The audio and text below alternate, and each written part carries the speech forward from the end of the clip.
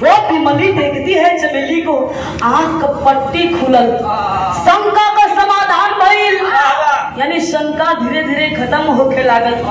और प्रधान जी भी शहर से शंकर के लेके डायरेक्ट वही हॉस्पिटल में गईला, घटना की सुनला था।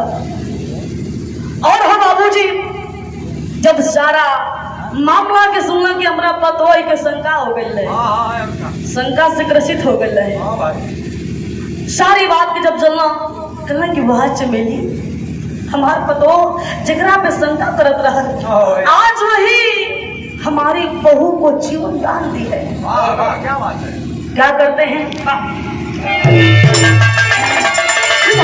बेटी बनी चमेली, माँ हो या तो बोले हो, आप मनी देवी अखबारी में भाई के लगनी टोले हो, तो शर्म के मारे पैर लिया झुकाई यकी लगा, लखन भैया के कलाई में बधाई।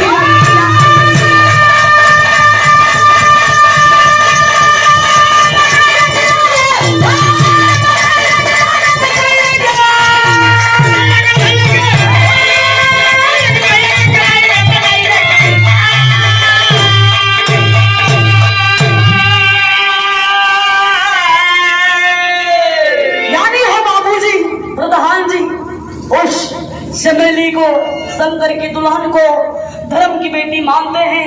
वो विमली अखबारी में दहली हो चमेली के माफी मांगत है कि बहनी मैं क्षमा करा, मैं माफ कर दा।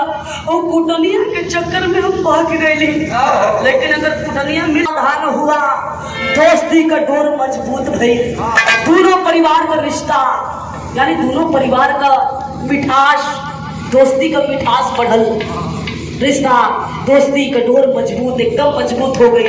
तो यही के कहल गई हो बाबूजी, मानवता का राखी और इंसानियत का फर्ज, ये समाज सुधारक में रहा है, इना की हत्या हो गई।